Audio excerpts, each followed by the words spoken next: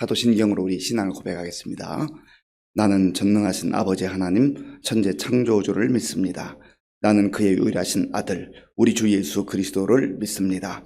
그는 성령으로 잉태되어 동정녀 마리아에게서 나시고 본디오 빌라도에게 고난을 받아 십자가에 못 박혀 죽으시고 장사된 지 사흘 만에 죽은 자 가운데서 다시 살아나셨으며 하늘에 오르시어 전능하신 아버지 하나님 우편에 앉아 계시다가 거기로부터 살아있는 자와 죽은 자를 심판하러 오십니다. 나는 성령을 믿으며 거룩한 공교회와 성도의 교제와 죄를 용서받는 것과 몸의 부활과 영생을 믿습니다. 아멘. 하나님께서 오늘 우리에게 주시는 말씀은 누가복음 20장입니다. 누가복음 20장 1절에서 40절까지 1절에서 40절까지의 말씀을 교독하겠습니다. 하루는 예수께서 성전에서 백성을 가르치시며 복음을 전하실새 대제사장들과 서기관들이 장로들과 함께 가까이 와서 말하여 이르되 당신이 무슨 권위로 이런 일을 하는지 이 권위를 준 이가 누구인지 우리에게 말하라. 대답하여 이르시되 나도 한 말을 너희에게 물으리니 내게 말하라. 요한의 세례가 하늘로 부터냐 사람으로 부터냐. 그들이 서로 의논하여 이르되 만일 하늘로 부터라 하면 어찌하여 그를 믿지 아니하였느냐 할 것이요 만일 사람으로 부터라 하면 백성이 요한을 선지자로 인정하니 그들이 다 우리를 돌로 칠 것이라 하고 대답하되 어디로부터인지 알지 못하노라 하니 예수께서 이르시되 나도 무슨 권위로 이런 일을 하는지 너희에게 이르지 아니하리라 하시니라. 그가 또 이 비유로 백성에게 말씀하시기 시작하니라. 한 사람이 포도원을 만들어 농부들에게 새로 주고 타국에 가서 오래 있다가 때가 이름에 포도원 소출 얼마를 바치게 하려고 한 종을 농부들에게 보내니 농부들이 종을 몹시 때리고 거저 보내었거늘 다시 다른 종을 보내니 그도 몹시 때리고 능욕하고 거저 보내었거늘 다시 세 번째 종을 보내니 이 종도 상하게 하고 내쫓은지라. 포도원 주인이 이르되 어찌할까 내 사랑하는 아들을 보내리니 그들이 혹 그는 존대하리라 하였더니 농부들이 그를 보고 서로 의논하여 이르되 이는 상속자니 죽이고 그 유산을 우리 것으로 만들자 하고 포도원 밖에 내쫓아 죽였느니라. 그런즉 포도원 주인이 이 사람들을 어떻게 하겠느냐. 와서 그 농부들을 진멸하고 포도원을 다른 사람들에게 주리라 하시니 사람들이 듣고 이르되 그렇게 되지 말아지어다 하거늘 그들을 보시며 이르시되 그러면 기록된 바 건축자들의 버린 돌이 모퉁이의 머릿돌이 되었느니라 함이 어찌미냐. 무릇 이 돌 위에 떨어지는 자는 깨어지겠고 이 돌이 사람 위에 떨어지면 그를 가루로 만들어 흩으리라 하시니라. 서기관들과 대제사장들이 예수의 이 비유는 자기들 가리켜 말씀하심인 줄 알고 즉시 잡고자 하되 백성을 두려워하더라. 이에 그들이 엿보다가 예수를 총독의 다스림과 권세 아래에 넘기려 하여 정탐들을 보내어 그들로 스스로 의인인 체하며 예수의 말을 책잡게 하니 그들이 물어 이르되 선생님이여 우리가 아노니 당신은 바로 말씀하시고 가르치시며 사람을 외모로 취하지 아니하시고 오직 진리로서 하나님의 도를 가르치시나이다. 우리가 가이사에게 세를 바치는 것이 옳으니까 옳지 않으니까 하니 예수께서 그 관계를 아시고 이르시되 데나리온 하나를 내게 보이라. 누구의 형상과 글이 여기 있느냐. 대답하되 가이사의 것이니이다. 이르시되 그런즉 가이사의 것은 가이사에게 하나님의 것은 하나님께 바치라 하시니 그들이 백성 앞에서 그의 말을 능히 찾잡지 못하고 그의 대답을 놀랍게 여겨 침묵하니라. 부활이 없다고 주장하는 사두개인 중 어떤 이들이 와서 물어 이르되 선생님이여 모세가 우리에게서 주기를 만일 어떤 사람의 형이 아내를 두고 자식이 없이 죽으면 그 동생이 그 아내를 취하여 형을 위하여 상속자를 세울지니라 하였나이다. 그런데 7형제가 있었는데 마지가 아내를 취하였다가 자식이 없이 죽고 그 둘째와 셋째가 그를 취하고 7이 다 그와 같이 자식이 없이 죽고 그 후에 여자도 죽었나이다. 7이 다 그를 아내로 취하였으니 부할 때 그 중에 누구의 아내가 되리이까. 예수께서 이르시되 이 세상의 자녀들은 장가도 가고 시집도 가되 저 세상과 및 죽은 자 가운데서 부활함을 얻기에 합당히 여김을 받은 자들은 장가 가고 시집 가는 일이 없으며 그들은 다시 죽을 수도 없나니 이는 천사와 동등이요 부활의 자녀로서 하나님의 자녀임이라. 죽은 자가 살아난다는 것은 모세도 가시나무 떨기에 관한 글에서 주를 아브라함의 하나님이요 이삭의 하나님이요 야곱의 하나님이시라 칭하였더니 하나님은 죽은 자의 하나님이 아니요 살아있는 자의 하나님이시라. 하나님에게는 모든 사람이 살았느니라 하시니 서기관 중 어떤 이들이 말하되 선생님 잘 말씀하셨나이다 하니 그들은 아무것도 감히 더 물을 수 없음이더라. 아멘. 예수님께서 성전에서 하나님의 말씀, 천국 복음을 증거하실 때 대제사장들, 서기관들, 장로들이 가까이 와서 질문을 했습니다. 질문을 할 때는 정말 궁금해서 하는 질문이 있고요. 또 책잡으려고, 골탕 먹이려고 하는 질문이 있습니다. 예수님이 하나님의 말씀을 증거할 때 정말 궁금해서 그리고 은혜를 받고 싶어서 그 말씀의 뜻이 무엇인가를 알고 싶어서 질문을 한다면 얼마나 좋겠습니까? 얼마나 복되겠습니까? 그런데 이들은 늘 색 안경을 끼고 율법의 안경, 자기들의 안경, 이 안경을 끼고 예수님을 보기 때문에 하나님의 아들 그리고 구주이신 예수님이 친히 그 앞에서 말씀하셔도 은혜 받을 만한 자세가 전혀 돼 있지 않아요. 늘 꼬투리 잡는 거예요. 어떻게 해서라도 책 잡아 보려고 애쓰는 이들의 참 영적 교만과 영적 어리석음을 보게 되는 것이죠. 자, 보면 1절과 2절 함께 읽겠습니다. 하루는 예수께서 성전에서 백성을 가르치시며 복음을 전하실세 대제사장들과 서기관들이 장로들과 함께 가까이 와서 말하여 이르되 당신이 무슨 권위로 이런 일을 하는지 이 권위를 준 이가 누구인지 우리에게 말하라. 아멘. 예수님께서 복음을 전파하셨다. 복음이 무엇입니까? 복된 소식 아니에요. 유앙겔리온, 기쁜 소식, 구원의 소식. 이게 복음이에요. 하나님 나라를 전파하신 것이죠. 그리고 그 복음을 예수님께서 육신을 입고 오셔서 지금 가르치시고 전하고 있지만 사실은 복음의 주체는 핵심은 예수님 아닙니까?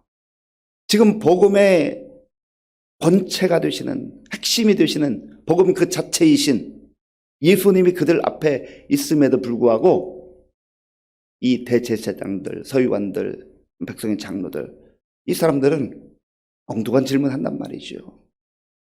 자기들 생각에는 우리가 종교적 지도자들인데 우리가 대단한 사람들인데 그런 종교적 굴레에 둘러싸여 있어서 예수님을 예수님으로 알아보지 못하고 있는 것입니다. 복음을 들으면서도 그게 복음인조차도 알지 못하는 영적 무지함을 보여주고 있는 것이죠. 그러면서 하는 질문이 당신이 무슨 권위로 이런 일을 하는가? 이 권위를 준 자가 누구인가? 라고 말합니다. 질문합니다. 그때 예수님께서 즉시 대답하지 않고 반문하시죠. 그러면 요한이 세례를 베푸는데 그 권위가 하늘로부터 온 것이냐 아니면 땅에서 사람들로부터 온 것이냐 이렇게 질문을 하셨어요. 되물으셨어요. 그때 고민에 빠집니다. 이 대제사장들, 종교적 지도자들이 선뜻 대답하지 못해요. 이렇게 대답할 수도 없고 저렇게 대답할 수도 없어요. 5절 말씀, 6절 말씀, 5절과 6절을 제가 읽어보겠습니다. 그들이 서로 의논하여 이르되 만일 하늘로부터라 하면 어찌하여 그를 믿지 아니하였느냐 할 것이요 만일 사람으로부터라 하면 백성이 요한을 선지자로 인정하니 그들이 다 우리를 돌로 칠 것이라 하고 아멘. 의논하여 이르되 지금 그 의논할 때가 아니죠. 어떻게 우리가 예수님 말씀을 잘 듣고 예수를 제대로 믿어볼까? 어떻게 하나님 뜻 가운데 살아갈 것인가? 이런 것을 의논하고 그것을 맞대고 의논해야 될 터인데 이미 출발부터 삐딱하게 돼 있기 때문에 책 잡으려고 하는 그 잘못된 동기로 질문하기 때문에 말할 수가 없는 것이죠. 보이지 않는 거예요. 예수님이 예수님으로 보이지 않는 겁니다. 복음이 들려옴에도 불구하고 복음으로 듣지 못하는 거죠. 얼마나 안타까워요. 만약에 요한의 세례가 하늘로부터 왔다고 한다면 왜 회개하라 외치는데도 회개하지 않느냐. 스스로 거기에 걸림돌이 되는 것이죠. 그리고 사람들로부터 세례 요한의 권위가 주어졌다 하면 세례 요한은 또 많은 사람들이 선지자로 존경하고 그 권위를 인정했거든요. 그러니까 이렇게도 저렇게도 대답할 수 없는 상황이 있어요. 그때 예수님께서 나도 말하지 않겠다. 나도 무슨 권위로 하는지 말하지 않겠다. 사실 하나님께서 독생자 예수님에게 그 권위를 주신 것이지만 그 권위는 예수님 자신으로부터 나오는 거예요. 왜 그렇습니까? 예수님이 하나님의 아들이시고 예수님 자신이 하나님이시기 때문에 그래요. 권위를 주시는 분, 그리고 그 권위가 예수님으로부터 나옴에도 불구하고 이 사람들은 눈이 가리워져서 교만해져서 그 권위로 알아보지 못했던 것이죠. 오늘 저 여러분들이 하나님 앞에 기도할 제목이 무엇입니까? 예수님이 정말로 나의 권위가 되심을, 예수님 말씀이 권위가 있음을 내가 인정하게 해달라고 기도하는 거예요. 우리의 영적 교만이 때로는 예수님을 예수님으로 보지 못하게 만들어요. 우리의 영적 무지함이 예수님을 예수님으로 보지 못하게 만들어요. 때로는 영적 게으름도 우리를 예수님으로부터 멀어지게 합니다. 그래서 예수님의 권위를 인정하고 예수님 앞에 무릎을 꿇을 수 있는 그 사람이 진정한 예배자가 될 수 있는 거죠. 권위를 인정하는 사람은 함부로 말하지 않습니다. 함부로 행동하지 않아요. 그 권위에 굴복하는 것이죠. 그래서 주님을 정말 깊이 만났던 사람들, 복음을 복음으로 받았던 사람들은 늘 주님 앞에 무릎을 꿇고 주께서 말씀하시면 제가 가겠습니다. 힘들어도 어려워도 가겠습니다. 그게 권위에 복종하는 것이죠. 그런데 오늘 우리가 예수님의 권위를 인정하지 않는 경우가 많아요. 뭔가 아쉬울 때는 주님께 간절히 부르짖고 기도하는데 주께서 말씀하실 때는 귀담아 듣지 않아요. 그리고 정말 중요한 순간에는 내 마음대로 하는 경우가 많다. 내 뜻대로 살아가는 경우가 많다는 것이죠. 예수님의 권위에 불복하는 거예요. 그 권위를 인정하지 않는 거예요. 어떤 인생이 정말 복된 인생이 되는가? 예수님의 권위를 인정하는 인생. 예수님이 나의 구주이시요 주인이시요 왕이십니다. 그러기에 나는 주님의 말씀에 토달 수 없습니다. 토달지 않습니다. 주님 말씀하시면 말씀하신 그대로 순종하겠습니다. 이것이 바로 예수님을 나의 주님으로, 나의 구주로, 왕으로 인정하는 태도라고 하는 겁니다. 예수님이 포도원 비유를 말씀해 주셨어요. 포도원 주인이 있었는데 농부들에게 새를 주고 타국에 멀리 갔다.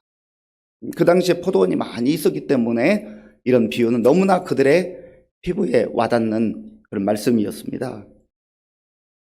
이제 때가 차서 소출을 받기 위해서 주인이 농부들에게 종을 보냈습니다. 자, 본문 10절 말씀, 10절을 함께 읽겠습니다. 때가 이름에 포도원 소출 얼마를 바치게 하려고 한 종을 농부들에게 보내니 농부들이 종을 몹시 때리고 거저 보내었거늘. 아멘.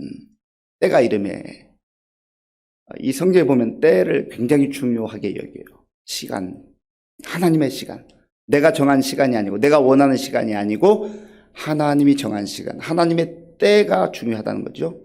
그때 포도원 주인이 농부들에게 종을 보내어서 받아야 될 소출을 이제 달라고, 농부들에게 전하라고, 그 종에게 전하라고 그렇게 했습니다. 그런데 이 농부들은 종을 몹시 때리고 거저 보내었다.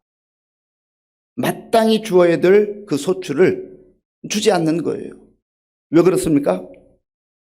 자기가 마치 주인인 것처럼 주인 행세를 하는 거죠. 주인이 아닌데 자기들은 지금 마땅히 소출을 드려야 하는 것이 자기들의 의무임에도 불구하고 그거 주기 싫다는 거죠.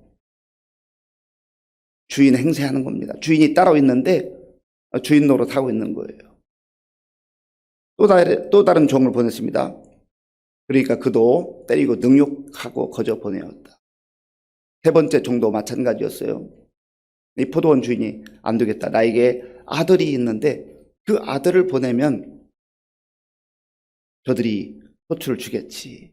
보면 13절, 14절, 13절, 14절 제가 읽어보겠습니다. 포도원 주인이 이르되 어찌할까 내 사랑하는 아들을 보내리니 그들이 혹 그는 존대하리라 하였더니 농부들이 그를 보고 서로 의논하여 이르되 이는 상속자니 죽이고 그 유산을 우리의 것으로 만들자 하고 15절 초반부 포도원 밖에 내쫓아 죽였느니라. 사실 이 포도원의 주인은 하나님이에요. 하나님께서 사람들에게 기회를 허락해 주신 것이죠. 모든 터전을 허락해 주셨어요. 이 땅을 살아가는 동안 진정한 주인은, 진짜 주인은 하나님이시다라고 하는 것을 고백해야 되죠. 그리고 하나님께서 말씀하실 때 순종해야 됩니다. 여기서 보낸 종들은 시마다 때마다 하나님의 말씀을 들려주었던 가사들, 선지자들 이런 사람들이죠. 그런데 선지자들이 와서 말해도 듣지 않습니다. 듣지 않는 이유가 뭐예요? 선지자로 인정하지 않는 거예요. 선지자로 인정하지 않는 중요한 이유가 무엇입니까? 내가 주인 노릇하고 싶다는 거예요. 내가 내 마음대로 할 수 있는데 웬 선지자들이 와서 말하느냐라고 하는 것이 듣기 싫다는 겁니다. 그리고 지금 하나 있는 아들을 포도원 주인이 보내었는데 그마저도 오히려 죽였다. 예수님 자신의 이야기를 하고 있는 거죠. 하나님께서 때가 되었을 때 독생자 예수님을 보내셨고 지금 예수님이 와 있는데 이제 머지않아 사람들이 하나님을 거부하고 자기들의 생각을 관철시키기 위해서 그 독생자마저 죽이게 된다는 것이죠. 그러면 어떻게 되겠습니까? 포도원 주인이 그 농부들을 때가 되면 하나님의 때까지는 하나님께서 기다려주시고 참아주시고 또 회개할 수 있는 기회를 주시지만 그러나 이게 무한정이 아니라는 걸 꼭 기억을 해야 됩니다. 그래서 우리가 있을 때 잘하자 하는 게 바로 그거예요. 하나님의 백성으로 살아갈 때에 내 자신이 마치 주인인 것처럼 내가 왕인 것처럼 착각하고 교만에 빠져서 그렇게 하나님을 밀어내고 내가 주인인 것처럼 행세할 때가 있단 말이에요. 왜 그렇습니까? 나의 이기적 마음, 탐욕, 정욕에 사로잡혀서 그리고 무엇보다 가장 근본적 이유는 교만이 자리하고 있는 교만이. 하나님을 인정하지 못하겠다는 거죠. 내가 주인이라는 거예요. 그러니까 내 맘대로 하겠다는 거예요. 사단의 전략입니다. 사단이 아담과 하와를 유혹했던 가장 중요한 내용이 뭐예요? 선악을 알게 하는 나무 그 열매 먹으면 너 하나님처럼 될 거야. 죽지 않을 거야. 최고의 속임수죠. 하나님의 말씀에 순종했으면 모든 것을 다 누릴 수 있었어요. 하나님께서 풍성하게 모든 것 다 가질 수 있도록 허락해 주셨잖아요. 그런데 사탄은 그 자리를 노리는 겁니다. 우리로 하여금 그 자리 노리라고 하는 거죠.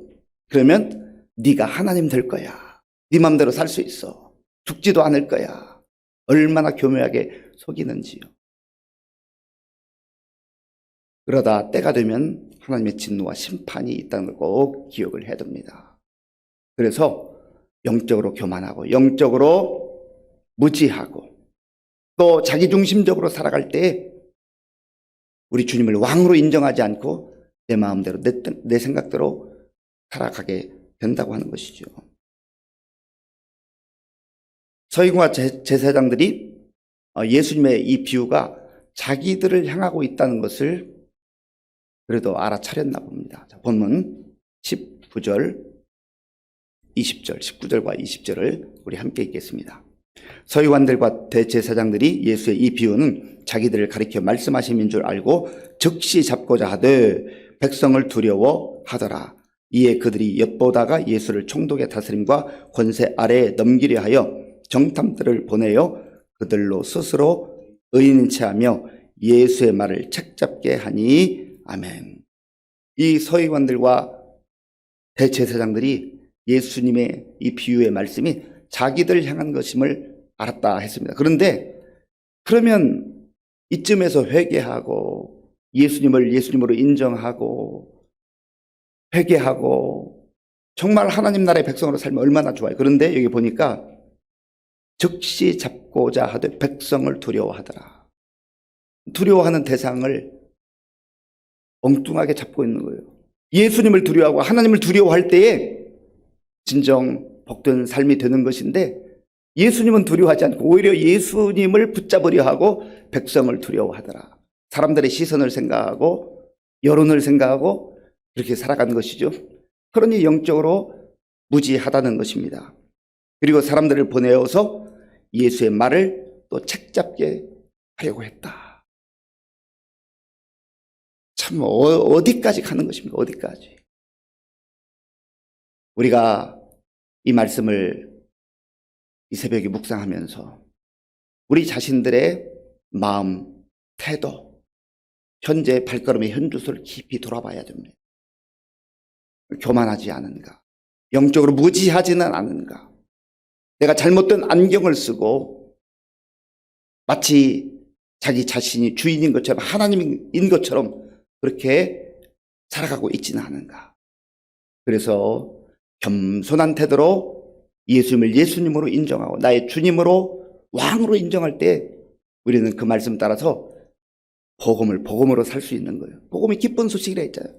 정말 인생을 가장 기쁘게 살 수 있는 비결이 거기에 있습니다.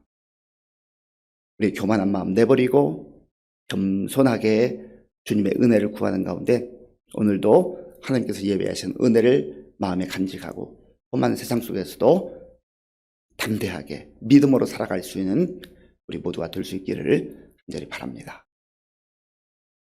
아버지 하나님 감사합니다.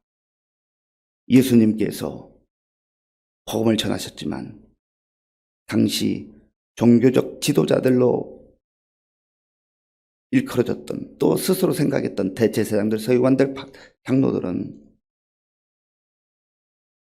예수님을 배척하고 자기들이 마치 왕인 것처럼 그렇게 행동했습니다. 하나님, 교만과 영적 무지함이 우리 속에 자리하고 있을 때 예수님을 예수님으로 인정하지 못하고 그 자리를 스스로 앉아 지키며 오히려 예수님을 판단하는 어리석음 가운데 빠질 수 있습니다.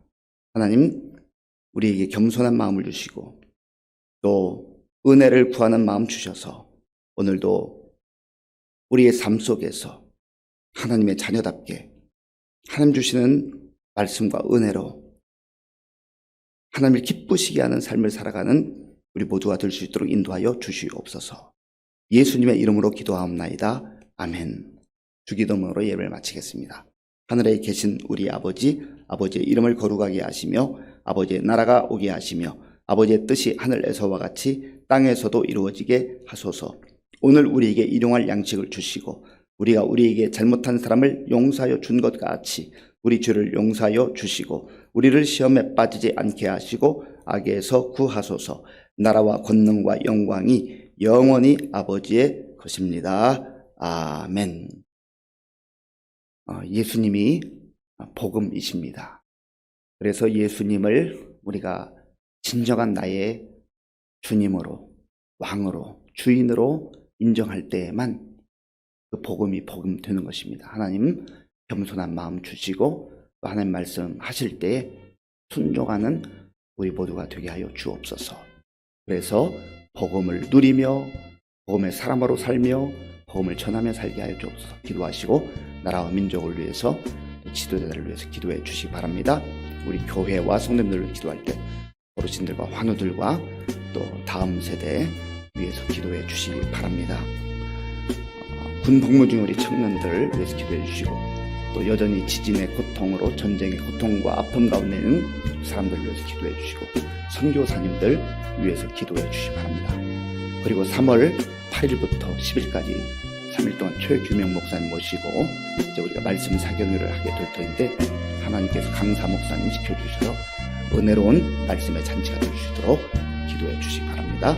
아버지 하나님 감사합니다. 하나님께서 은혜를 베풀어 주셔서 오늘 새로운 날을 우리에게 허락하시고 또 하나님의 말씀을 듣고 기도할 수 있도록 인도하여 주셔서 감사합니다. 하나님 아버지 예수님 당시 대제사장들, 서기관들, 바리새인들 그리고 장로들 대단한 종교 지도자들인 것처럼 보였지만 그러나 자기들이 가지고 있는 그 생각과 교만과 어리석음으로 인해서 예수님을 예수님으로 알아보지 못하고 오히려 판단하고 정죄하는 그한 교만을 아버지 했습니다.